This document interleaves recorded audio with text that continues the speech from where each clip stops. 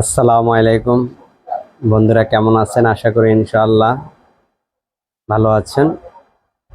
প্রধানমন্ত্রী শেখ হাসিনা, শিক্ষামন্ত্রী মহিবুল হাসান চৌধুরী এবং ছাত্রলীগ ও যুবলীগের কূটনৈতিক অভিযোগে ডাকসুর সাবেক ভিপি হক নূরের বিরুদ্ধে গ্রেপ্তারি পরোয়ানা জারি করেছে আদালত। বুঝতে পেরেছেন? তো এটা কিন্তু আজকের না, এটা আরো প্রায় 2 বছর আগের কথা। 2022 সালে 14 জুন ছাত্রলীগের চট্টগ্রাম বিশ্ববিদ্যালয় শাখার সাবেক আইন সম্পাদক শাহরিয়ার চট্টগ্রাম ডিজিটাল নিরাপত্তা আইনে মামলা করেন। এতে ডাকসুর সাবেক ভিপি নুরুল হক নূরকে আসামি করা হয়। বুঝতে পেরেছেন আপনারা? আদালত সূত্রে জানা যায় 2022 সালে 14 জুন ছাত্রলীগের চট্টগ্রাম বিশ্ববিদ্যালয় শাখার সাবেক আইন সম্পাদক শাহরিয়ার ইয়াসির আরাফাত বাদী হয়ে সাইবার ট্রাইব্যুনাল চট্টগ্রাম ডিজিটাল নিরাপত্তা আইনে মামলা করেন। এতে ডাকসুর সাবেক ভিপি নুরুল হক নূর আসামি করা হয়। ট্রাইব্যুনাল সরকারি কৌঁসুলি মেজবা উদ্দিন চৌধুরী গণমাধ্যমকে বলেন, এক ছাত্রলীগের নেতা করা মামলায় তদন্তের জন্য আদালতে পুলিশের অপরাধ তদন্ত বিভাগ সিআইডিকে নির্দেশ দিয়েছিলেন 2 বছর আগে। যেটা আমি বলছি 2 বছর আগে তদন্ত শেষে সিআইডি সাবেক ডাকসু ভিপি নুরুল হক নূরের বিরুদ্ধে আদালতে প্রতিবেদন দেয়। আজ আদালত তা গ্রহণ করে গ্রেপ্তারি পরোয়ানা জারির নির্দেশনা দেয়। নুরু সাহেব আসলে এখন বেকায়দায় পড়বে, কারণ উনি সরকারের সাথে যে ভঙ্গিমায় কথা বলেছে বা যেভাবে উনি শক্ত হাতে ভূমিকা পালন করছে, এখন সরকার তো আবার ক্ষমতায় এসেছে। তো সরকার ক্ষমতায় থাকলে যদি পিছনের দিকে না যায়, তাহলে তো নুরুল হক নূর হয়তোবা এই যাত্রায় বেঁচে যাবে। নুরুল হক নূর আসলে একজন সাহসী বলা যায় এবং ইয়াং রাজনীতিবিদ। তো ওনাকেও কিছু কথাবার্তা বললে হিসেব করে বলা লাগে। এই কারণে বাংলাদেশে যতই বলুক গণতন্ত্র আছে, আসলে বাংলাদেশে গণতন্ত্র নাই।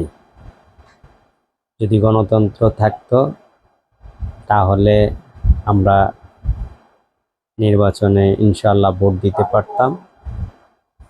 তো সাধারণ মানুষ ভয়েও ভোট দিতে যায় না, যেরকম আমিও ভোট দিতে যাই নাই, কারণ আমরা ছিলাম আতঙ্কে। আর আতঙ্কের থেকে বড় কথা হলো, সেটা এক পক্ষ জিতবেই, তো ভোট দিতে গিয়ে লাভ কি? আর যদি কোনো ঝামেলা হয়, তার থেকে ভালো ভোট না দেওয়াই ভালো। তো নুরুল হক নূর একটু চেষ্টা করছিল। এখন যদি ঠিকই প্রধানমন্ত্রী বা আওয়ামী লীগকে নিয়ে খারাপ কথা বলে থাকে, তাহলে তার বিরুদ্ধে মামলা হয়েছে, এটা মানতে হবে। আর যদি মিথ্যা হয়, তাহলে তো ওনার বিরুদ্ধে যে মামলা হয়েছে, তাহলে ওনাকে ফাঁসিয়ে দেওয়া হয়েছে। তো নুরুল হক নূর ভাই, যদি আমার এই খবরটি দেখেন, তাহলে আপনি চিন্তা করে দেখেন, আপনি কি আসলেই প্রধানমন্ত্রীকে কটূক্তি করে কোনো কিছু বলেছেন কিনা। কারণ আপনি যদি সঠিকভাবে না বলে থাকেন, আর রাজনৈতিকভাবে কথা তো মানুষ বলবেই, সেটা নিয়ে তো কটূক্তি বলা যায় না। কারণ সরকারিভাবে আন্দোলন বা রাজনৈতিক কথাবার্তা বললে তো একজনকে তো কিছু বলবে। কিন্তু subscribe with share and like, press the bell icon. Thank you.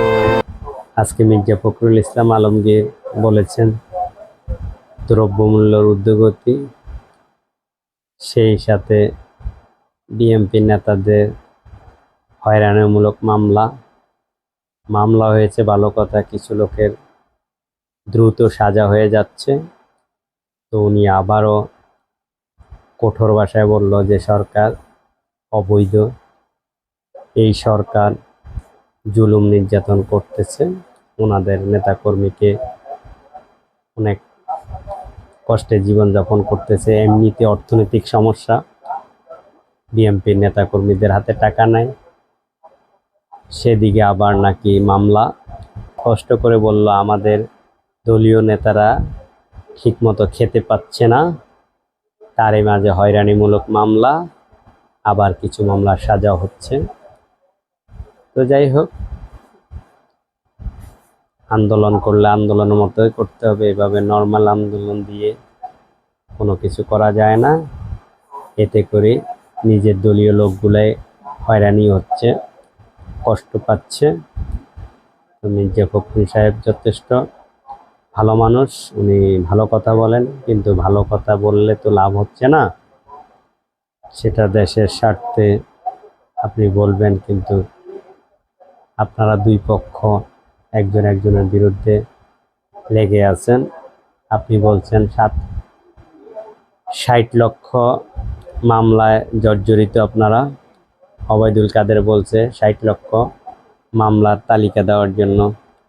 তো আপনারা তালিকা দিলে তো আর উনি এভাবে কথা বলতে পারেন না। আর আপনারা আন্দোলন করেন, যাই করেন সেটা বুঝে শুনে করেন, যাতে দেশ ও জাতির স্বার্থে আন্দোলনটি হয়। আন্দোলন করলে আন্দোলনের মতনই করতে হবে। আদা আদি আন্দোলন করে সাধারণ বিএনপির নেতাকর্মী এবং সাধারণ মানুষের ক্ষতি করা কোনোই যৌক্তিক নাই, সেটা আমি ব্যক্তিগতভাবে মনে করছি। তো বন্ধুরা, আপনারা কমেন্টে জানাবেন যে আসলে মির্জা ফখরুল ইসলাম আলমগীর যেভাবে আন্দোলন করতে যাচ্ছে বা পূর্বে করেছে, এটা কি সঠিক ছিল কিনা, আর ওবায়দুল কাদের সাহেব যে কথা বলতেছেন উনিও কি সঠিক বলতেছেন। Subscribe, share, like, thank you.